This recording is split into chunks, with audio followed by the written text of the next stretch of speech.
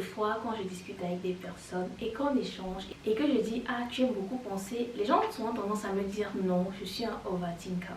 C'est comme ça que je suis. Mais si aujourd'hui je vous disais que le fait d'être un overthinker n'est pas toujours normal et que ça peut même être pathologique, que diriez-vous? Hey guys, j'espère que vous allez bien. Bienvenue dans cette nouvelle vidéo. Aujourd'hui nous allons parler d'un problème de santé publique qui touche énormément de personnes. Aujourd'hui on parle de 20% des personnes qui viennent consulter qui ont ces symptômes de troubles anxieux. Beaucoup de personnes réfléchissent, beaucoup de personnes pensent à ci, beaucoup de personnes pensent à ça. Parfois on anticipe des choses, parfois on a peur de certaines choses qui arrivent. Mais il faut savoir un truc, l'anxiété c'est normal d'être anxieux, c'est normal de réfléchir, c'est normal d'appréhender les choses. Mais quand ça devient pathologique, là il faut se poser les bonnes questions et si possible consulter. Aujourd'hui on décline sur le trouble anxieux. Je suis le docteur Michela et bienvenue à toi. Si tu n'es pas encore abonné, n'hésite pas à t'abonner à ma chaîne. Like, commente, partage cette nouvelle vidéo et on se retrouve dans la suite. Je sais que parmi vous, beaucoup de personnes ont déjà eu à entendre cette phrase-ci. Je suis un overthinker. Ou alors, je réfléchis juste beaucoup. C'est comme ça que je suis. Aujourd'hui, j'ai à cœur de vous parler de cette pathologie-ci ou alors de ce groupe de pathologies qui existe et qui n'est pas normal. La première des choses qu'il faut savoir, c'est que l'anxiété pathologique est une réponse à une stimulation inappropriée et qui aura des symptômes sur 3 volets. On aura des symptômes psychiques, des symptômes physiques et des symptômes comportementaux. Avant toute chose, parlons de la peur. C'est quoi la peur? Vous savez, dans la classification des émotions primaires, on énumère la peur comme une émotion primaire. Le sentiment d'avoir peur face à un danger imminent. Comment reconnaître que la peur est normale et la peur est pathologique? La peur, c'est une émotion primaire comme la colère, la joie, la tristesse, le dégoût, la surprise.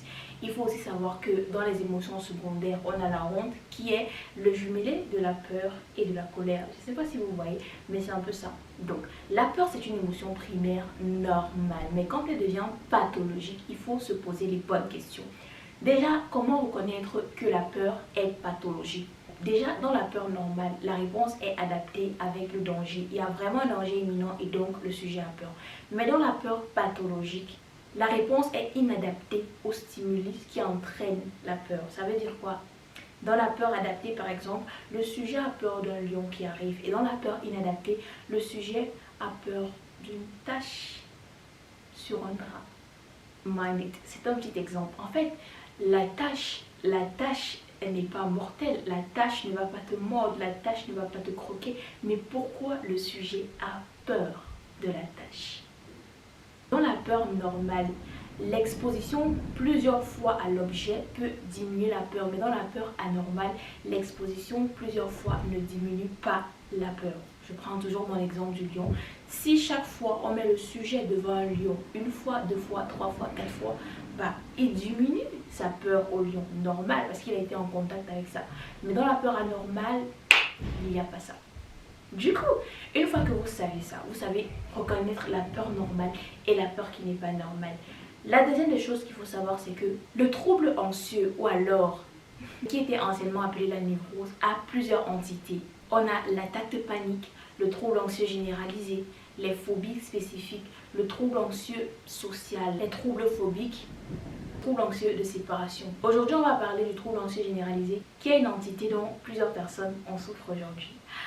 Alors, du coup, dans votre vie de tous les jours, parfois vous vous sentez stressé, vous vous sentez fatigué, vous vous sentez oulala, vous réfléchissez toujours. Le premier des signaux qui doit vous alerter, c'est le fait que vous réfléchissez toujours et que vous n'arrivez pas à contrôler ces pensées-là.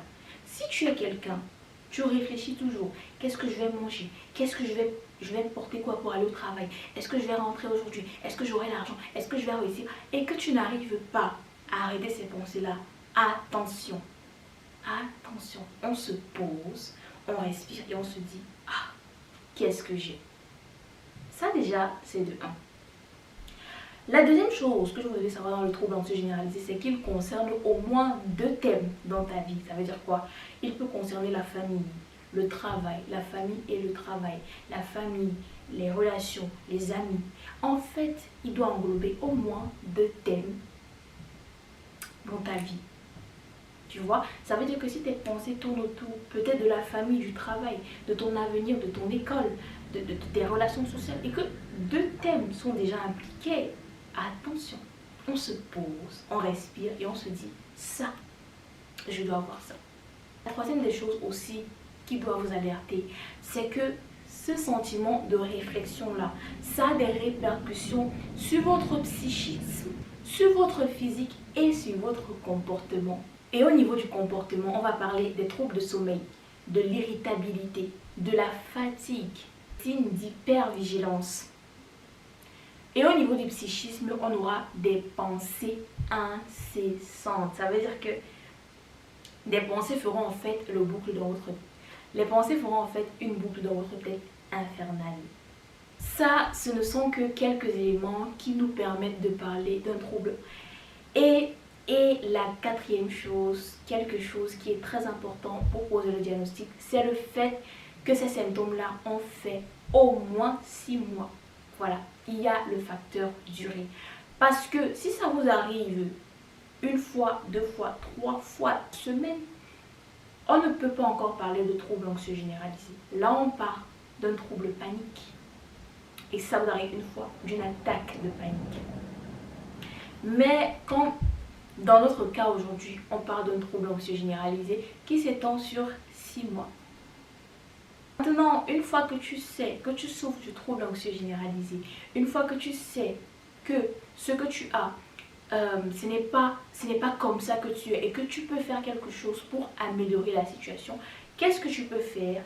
Tu peux consulter un psychothérapeute, tu peux consulter un médecin, tu peux consulter un psychiatre ou alors tu peux discuter de ton problème avec un professionnel de santé habilité à t'apporter de l'aide. Des erreurs ici que vous ne devrez absolument pas commettre, c'est de dire à votre entourage, à quelqu'un dans votre entourage qui souffre de ce trouble d'anxiété généralisée que ça va aller. Ça va aller. Combien de fois on a entendu cette phrase-ci? Ah, ça va aller, ça va aller, ça va aller. Non. C'est comme si quelqu'un souffre en fait du diabète et vous lui dites ah non, repose-toi, vraiment c'est juste un petit déséquilibre là, ça va aller. Non. La psychiatrie, les troubles psychiatriques, comme toutes les autres maladies, sont à prendre au sérieux. Il faut consulter, il faut discuter. Donc n'ayez pas peur de reconnaître ces problèmes-ci et d'aller consulter. Vous êtes reconnu dans cette description-là, vous vous sentez fatigué, vous vous sentez irritable, vous avez des troubles de sommeil, vous sentez parfois même des palpitations, parfois vous avez des signes d'hypervigilance, vous êtes tellement irritable. Vous êtes tellement irritable